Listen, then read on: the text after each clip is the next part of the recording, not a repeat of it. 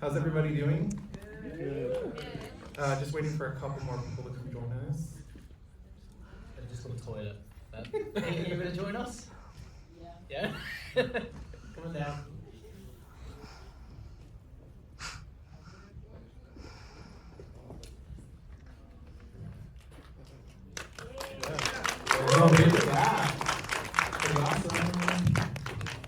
Sorry, we're just waiting for 2 more people, but thank you everybody for coming out tonight. Do you like it? I mean, we could get started without them, but Yeah, I can maybe answer in the meantime, yeah. Neverland. Yeah, okay. Yeah. Too much pixie dust. Should we just go ahead and start? I think so. Okay. Yeah. All right, well, thank you everybody for coming out tonight. My name is Taylor Gonzalez, and I'm the host of 50 Shades of Tay on YouTube. Tonight we have some of the cast and crew of this film. And, oh, it looks like we have Scott coming in from Neverland. Where's Martin? He went to toilet. Oh, okay, we're both the same. All right, so I'll just go ahead and have everybody introduce themselves and what their role was on the film going down the line. Oh, Martin made it. Peter Pan. Sorry. Flying in. So I'm Scott. I produced the film and directed it and was also the writer. Yep.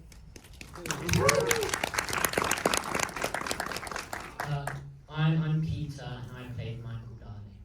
Yeah. Hi guys, I'm Vince Knight. I was a cinematographer.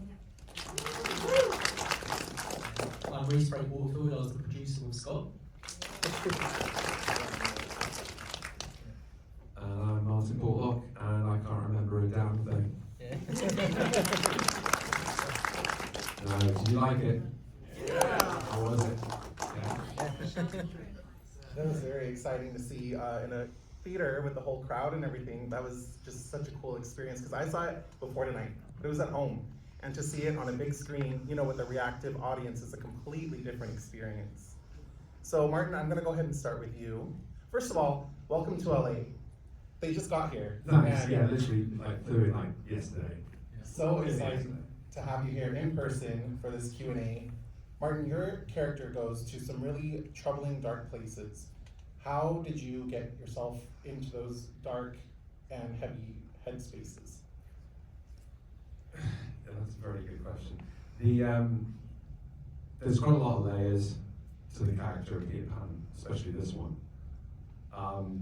But how does one get into the headspace of being this horrendous, brutal killer, child kidnapper, someone who's controlling and abusive? So it's not really something that you can kind of draw on personal experience. So what I did, I'm a father of 3, and I looked into how would I feel if I was Wendy? Like what kind of fear would I be going through? And then thinking to myself, what kind of person would do something like that? And I think it's much more about the pain. What must have this guy have gone through? What pain must this guy have gone through in the past to enable him to do what he's doing right now with no remorse, and have this clear mental twist in his head that what he's doing is right. To actually have that belief that I'm doing all this for the right reason and it's good. And I think they're the most dangerous people in the world, right? The guys who do all the most horrendous things and actually truly believe it's right. So that's about it. It's not just an evil thing. It's it's quite a deep psychological mindset that this guy's got. Martin, do you believe that Peter Pan believes that that Neverland is an actual place? Oh yeah, 100%. It is a real place. It is a real place. You've not been there? Would you like to go? Oh, that's where you guys are right now. Yeah. He absolutely 100% believes that it's real. And I like to think that, you know, when he sees his shadow, I don't necessarily know whether it's the drugs. You know, I think there's something else going on here. You know, I think maybe Neverland could actually be real in this. You know what? He was flying in that scene, and maybe he really was. So It's a bit open, left it open. this next question is a spoiler question, but everyone in this room has seen the film. For people watching this on YouTube, oops.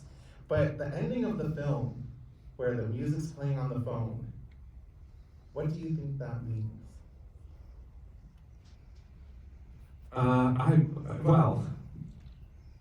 What do you think it means? You're filming. You're filming. Poor David. What do you think it means? It's not an answer to the question. What do you think it means? A sequel. A sequel. Sorry, Scott, we have to get right in. All right. Surprise for you, wasn't it? It was actually a surprise to me because I haven't seen the movie. Yeah. So That was the first time I've seen this film. Yeah, half the country have seen it before Martin. Yeah, bastards. Yeah. All right, so up next I want to talk to Peter. How great was Peter as Michael Darling in this film, you guys? Amazing. You smashed it, bro. This film is just such a great showcase of your emotional range as an actor, and I just think people are really gonna love your performance in this film. But this is your first time in LA, and I already know this, but for people in this room who do not know this, what are some of the things that you're looking forward to doing the most while you're in town? Well, I mean, I visited the Walk of Fame first, and then. I visited the Walk of Fame first, and then saw the Hollywood sign. But the food place I want to go is Raising Cane's first. Because, yeah, I saw that they did like this cup of sauce, and you dip your chicken tenders or whatever. I really want to get that before I go back to London. Yeah. Go to Tommy Burgers. In and out. What was that, Tommy Burgers? Yeah, Tommy's. Tommy Burgers. I was actually telling your parents before the screening, there's a Raising Cane's in Burbank, and I think they're open till 2 in the morning or 4 in the morning, something crazy like that. So the night is young. So Peter, I also talked to Scott Chambers, who's sitting to my left, about how this role was written specifically with you in mind. And I was just wondering if you could talk a little bit about how that made you feel, knowing that this role of Michael Darling was written specifically for you. I mean, it's just amazing. I'm really grateful to Scott and Rhys that they've written me, based the whole role on me. So yeah, I'm really grateful for that. So, but yeah, I'm just grateful. We met, for anyone who doesn't know, we met Peter on Winnie the Pooh 2, because he actually played young Winnie in it. So. That's him in the scene with the rain where he's crawling out of the ground. Such a cool Yeah, that was scene. horrible. And then Peter, your character has a range of emotions in this film, and I was wondering if you could also talk a little bit about what you do to access those emotions on screen. Basically, I have a US acting coach, and she has taught me catharsism, which is basically you base your, if, for example, if you want to cry, you use your real life experiences first, and then, for example, my dog died, then cry. So yeah, just basically use my real life experiences to bring out the emotions to the forefront whilst I'm acting. All right, and then to your left is Vince, who was the cinematographer on the film. Vince, you worked with Scott on this film, and there's a clear use of shadows throughout the film, which is a wink back to the original Peter Pan and his shadow as well. Can you talk about the use of shadows throughout this film? Yeah, I mean, we wanted to make the film really dark and just really edgy, and you'll find a lot of the time there's really hard backlight and haze and keeping everything very kind of sort of muted throughout the film. The colours are very greens and yellows and that sort of stuff. But yeah, we really want to experiment with sort of Peter Pan coming out of the shadows into, you know, see, have light in his face and stuff like that. The film before you had all those lines on the face. Yeah, there was also stuff like, for example, the first time they take the phone call, the parents from that point, well, the whole family have, we like them very warmly and all that kind of stuff. And as soon as they get that phone call, they step into bars, which is kind of like they're now in a trap. And the only way they'll get out of that is by defeating Peter Pan. And then at the end, they're out of it, and then she steps back into it when she takes the phone call. So we tried to, and the first time we meet Peter Pan, it's the big shadow on the floor. So tried to keep these winks in there without it being. We've got to do the classic Peter Pan pose. You know? Yeah. The funny thing about this film was most of it was actually shot during the day because, you know, child licenses and scheduling and the location, we just were limited to that sort of schedule.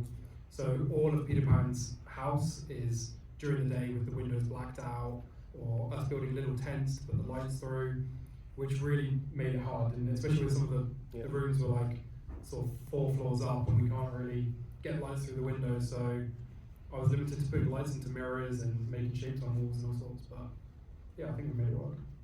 And then Vince, can you also talk about some of the cameras that you used to film this? Because I know that there were some establishing shots and some drone shots that you used. What went on when you were making those specific scenes? What went on, sorry? So the overhead shot that I'm thinking of specifically when Wendy Darling is driving, did you use a drone to get that kind of shot? And was that your first time working with something like that?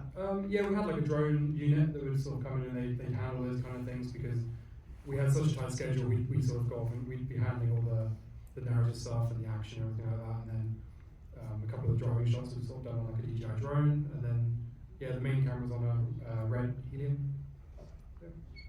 All right, and then Scott, I am so curious, how did this idea of Peter Pan come about? How did you go from the Peter Pan that we all know and love from our childhoods to what we see behind us right now? It's Scott's mind. Yeah, so actually it was a weird process because we actually had an entirely different script to begin with, and it was written, and it was me and Matt Leslie who did Winnie the Pooh 2 and all that kind of stuff, and we have the script that's on my computer, and it would work now perfectly as a sequel.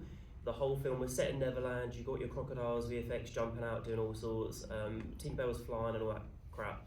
But when we then did Winnie the Pooh Blood and Honey 2, and it was absolute hell to shoot it, because it was just, we aimed too high basically, and every single day, like I think the 3 of us were just hating it. And I just went, I don't think I can make that script anymore. And then when I went to budgeting it, I was just like, I think it's gonna be impossible, and I'm gonna like, I'm not gonna be able to execute it well, and I feel like everyone's gonna have a shit time. So I was like, okay, let's go back to the drawing board, which was super painful because at this point I've spent $10,000 of my budget on this script that I'm now not using, and obviously I didn't really have much, so it was like, damn. But so I was like, I'll write it now then, because obviously like I've already done that with that writer. So I went back to it and I was like, what excites me and stuff, and like what is like, what do you think about with Peter Pan? And then I was like, well, I personally think about Tinkerbell, Peter Pan, The Lost Boys. They were like the main things I thought about. And I was like, what does Peter Pan do? He basically climbs through windows and says, come to Neverland, and you never see him again. So I was like, okay, cool. Instantly, it was like, I got it. And I was like, we can just play with this. And yeah, it would be amazing to have VFX crocodiles and all that, but you don't want it to look like a load of shit. Do you know what I mean? Like, and then I'm sure everyone on the internet would be going, this looks crap, blah blah blah. So I was like, let's just tone it all down, scale it all down. And because I come from an acting background, I'm way more interested in like following characters and giving them like various obstacles and all that to get through. So Wendy was a lot of fun to play with, and obviously Peter Pan. And I always write characters that I would want to play. I don't really like the cliches like the drunk, the bitch, the slut. I don't really, it's not really my type of thing. So I tried to really create characters that like I'd met before and felt like 3-dimensional and stuff. So yeah, that's how I came to this. And like lots of people go, oh, one thing that's super annoying is like I keep seeing like, oh, you copied it and all this. It's like, do you know the truth of that? So like that first scene where he's in the floorboards, in the script it was in a letterbox, and I should have just fucking done It was that. at the front door through a letterbox. Yeah, and like it was Peter Pan going, you remember me, open the door and all this kind of stuff. But then I saw this hatch and you don't have that in the UK. I was like, oh, I gotta fucking use it. And then, oh, you can be Pennywise. It's like, oh, shut up. And then another thing I wanted to talk to you about was the tone of the film. It's much darker, and I would say more serious than the Blood and Honey 1 and 2. How did you settle on this specific tone for the film? Yeah, so number one, again, it's super important to be excited to direct these. Like, if my heart wasn't in this, like, I'd have just shot it like a TV episode or something, like wide, close, and just moving on. So you have to be really, really excited. And like for me, like I just really like serious stuff. I love like French cinema, and there's like a couple of winks in there, like Switchblade romance and stuff like that. And that's like what really excites me. So as a director, I just knew that every day I'd want to give it 100% if it was something that I was like really into. So that was number one. And then number two, we're setting up for the Puniverse. And when you get to Puniverse Monsters Assemble, which is our version of the Avengers, I need you to absolutely hate Peter Pan, because we're not going to get time to kind of give you massive backstories, because there's going to be 10 characters in that are slashing everyone up. And I need you to instantly not like him, and he's going to be very pally with Mary Poppins and Mad Hatter. They're going to get on really well. So yeah, you're going to have the big bads and then the bads, and I'm hoping Peter Pan makes people like Pooh quite nice in comparison. If, and hopefully when, there is a sequel to this film, where would you like to see Peter Pan go other than Raising Cane's? So well, the script I have genuinely works, but it is all about if this does well, because I still can't shoot that on this budget, so I'd need more money. But I would love to actually make that script that we have, and it is set in, I believe at the end of this, like, it's not just drugs, there is Neverland, and he is some kind of god there, and the script completely gives every single thing that you're going to want, you know, from like the Disney stuff and all that, like all those fun elements are in there, but again, we want to execute it well and not just give you guys cash grabs. Can you make me a better fighter? Yeah. When I'm in control, I'm nailing everyone, but as soon as I'm fighting anyone, I'm useless. Yeah, well, we can do that. But yeah, no, that's what I want to do. I want to do the script, so I can't say too much about it, because hopefully it happens, but that, yeah. Very cool. Rhys, I want to talk to you about the larger Puniverse and how you see this film and also the character of Peter Pan fitting into that. Yeah, so me and Scott have very different directing styles. That's why Scott went for this one, because it was a lot more kind of serious, whereas I'm way more campy. But you can kind of see it when you do. And yeah, this character, when we're heading into Puniverse, yeah, there's going to be kind of two different sides. You know, you're going to want to see a lot of the monsters. It needs to be really like action intense, and you know, you kind of have to follow the villains for a lot of that. So we need to come up with this alternative side, which is like the bigger bads. And yeah, Peter Pan is going to be on the side of the bigger bad. Doesn't necessarily mean he's going to be the bigger bad. There is someone else orchestrating some of this, who he's kind of working with. So, but I don't want to spoil too much of that. Oh, very exciting. Actually, did you guys catch that Rhys has a cameo in this film?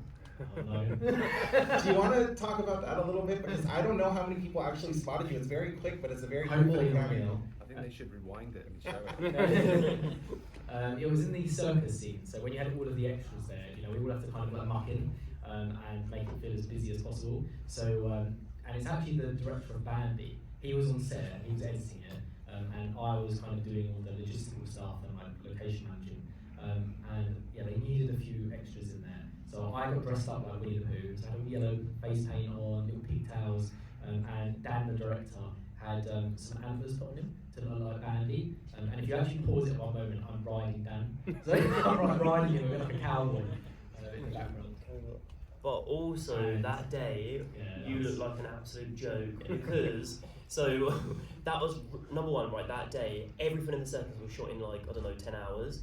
And then we got a visit from the like local council about the kids' licenses, because we had so many kids on set. So I'm trying to direct this film, and I'm thinking, I've not even really started shooting with Pete yet, and he's like one of my main characters. And if this license gets taken off us, he's out, like I'm screwed. And Rhys is getting called off into the corner, dressed as Winnie the Pooh, looks like an absolute joke. And he's got these two women, literally, like, going super stern. Yeah, super stern. I'm looking over trying to direct, like, fuck! And I'm like looking at you, and I'm just looking, you look like a nightmare, and then they're going in on you, and I was like, oh my, this film's fucked. But, It wasn't. yeah, luckily they just believed him, and they thought he was all good, so that was all good. And then, Rhys, I also wanted to ask, what other films are you guys currently working on? And I know you can't say too much, but can you give us a little bit of a tease of what people can expect to come? Yeah, so we've got 2 more films which will be releasing this year. Bambi's going to be the next one. So hopefully there's a clip online, you can kind of see what Bambi looks like. So we're really excited for that. And about 4 weeks ago, we actually wrapped on Pinocchio, and that was the last one I directed after Winnie the Pooh 2. And yeah, I'm super excited for that one. We've got like someone called Tom Masters. He's kind of involved, and he was doing the puppet for it. He made Brahms from The Boy, and he did Chucky for Child's Play. So the dog is absolutely amazing. It's awesome. It's fully practical. So that was a nightmare to deal with and to shoot. But yeah, we've also got Robert England. He's going to be playing the kind of voice of the cricket, which is super fun to have like Freddy Krueger in your ear, and Richard Brake as well. So he's playing Geppetto, and he was amazing to work with. So yeah, we're super excited for those ones.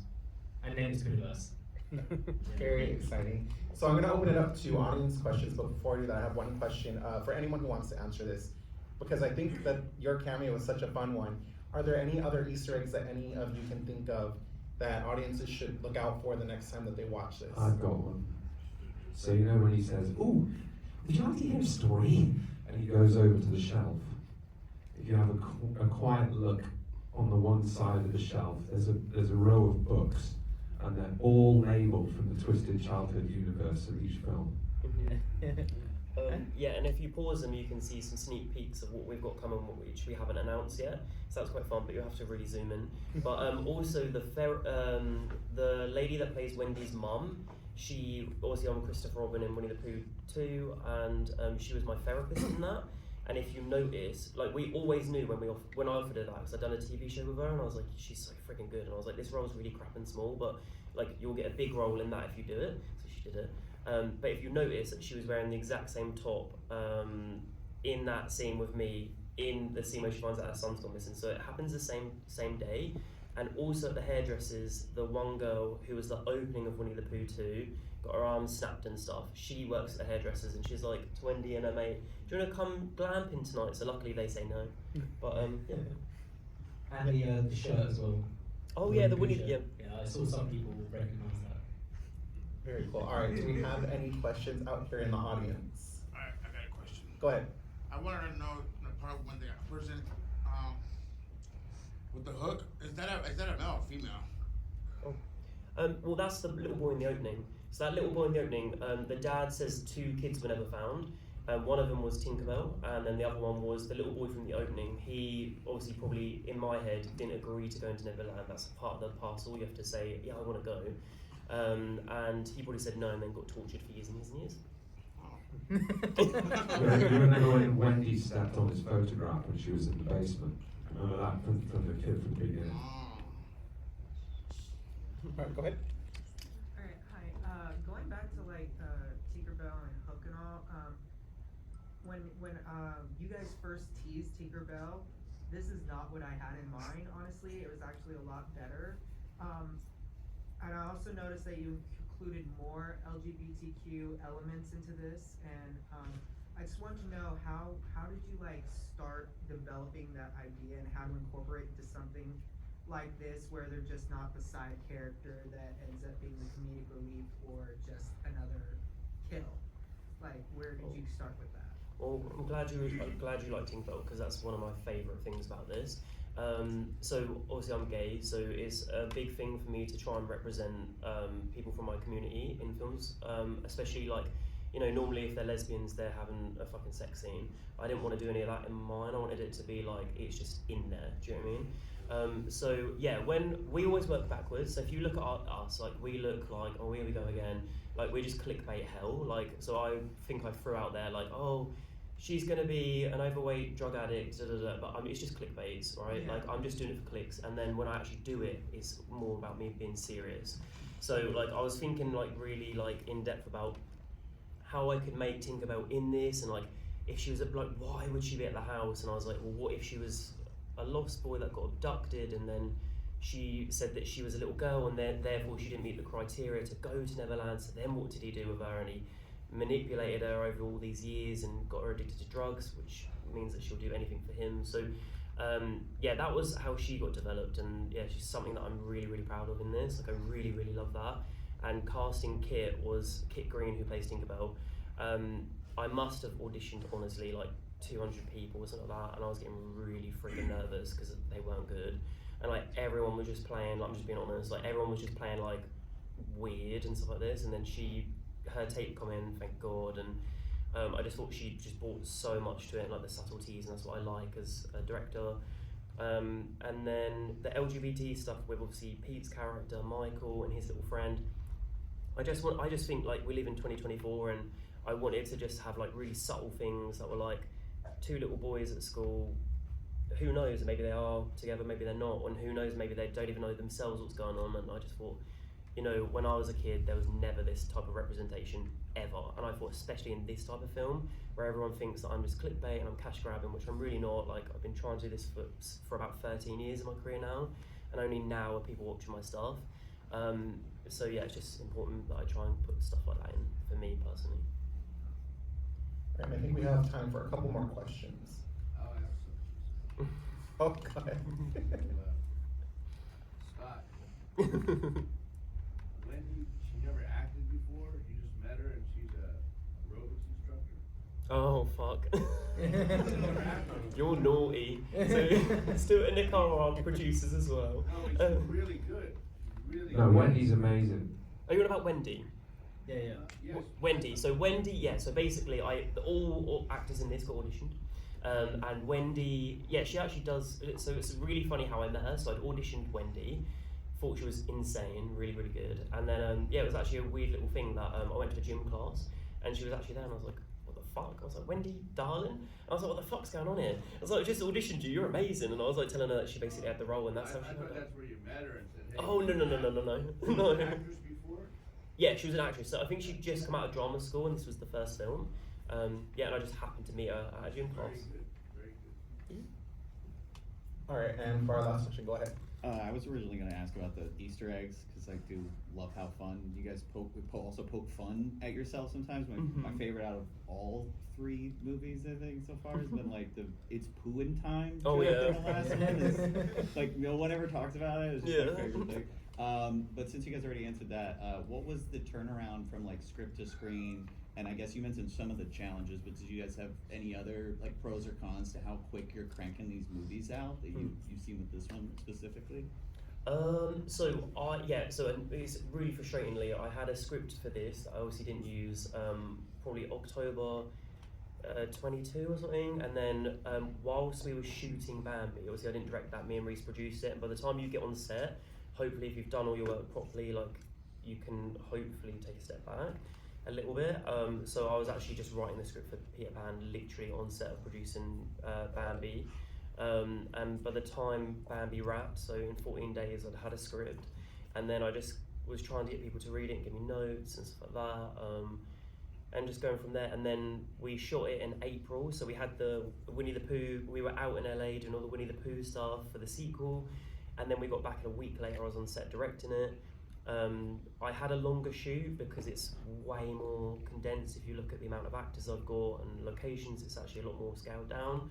So I actually made it so I had like a 25-day shoot, which I think was the same as Winnie 2 or maybe longer. And then once that was done, it was edited.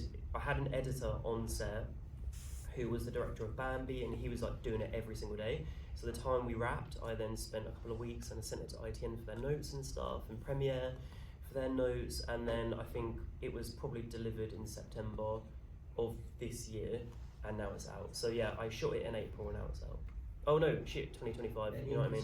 So the lead time between the script and the film was must have it was like 2 months, was it? Yeah. As in, like, it was ready and then 2 months later we Yeah, had but obviously we shooting came one. out to LA and stuff, so it just Yeah, ate yeah. time. Yeah. Well, I want to say thank you to everybody for coming out tonight and supporting Indie Horror. We greatly appreciate it. Did you have a question? Yeah, how do you guys scout out the houses and the location? Is this in London or outside of London? Because the houses are amazing and like the settings. So like, how do you guys come about? Well, yeah, the locations are absolutely everything to any film, because it's one of those things, if you have a crap background, it's going to look like shit. So I really focus on that, and I put a load of budget into that. So some of them is in London, and then the big house where Peter Pan lives, that's actually in Wales. So I made everyone do a big trek for me up there. But the set designers, it was an emptied, abandoned all boys boarding school. So it used to be an all boys boarding school. So it It's fit quite actually well. haunted as well. Yeah, and they do They do ghost ghost hunts hunts there. Yeah, but my amazing set designers, I think they had £15,000 budget, and they transformed an empty house into what you saw. So every single thing is them, and I'm really proud of them. I think they did pretty well. It sets a lot of the movie, you know. Yeah. Yeah, so thank you everybody for coming out tonight. We greatly appreciate you being here. Thanks. And thank you to everybody for joining me tonight up on the stage. I greatly appreciate you guys as well. And congratulations on the release of your film and all your hard work. Thank you. Thank you guys. I think you were very awesome. You were good. Oh, thanks, man. I appreciate Yeah. it. Awesome. Thank you. Does he still creep you out? Yeah. Oh, we've got free posters if you Oh, want we've got them. posters apparently. Nicole has them, yeah. Yeah, Nicole does. Oh, he has Please, them. everyone signed them, so Yeah, if you want take, signed one posters. around.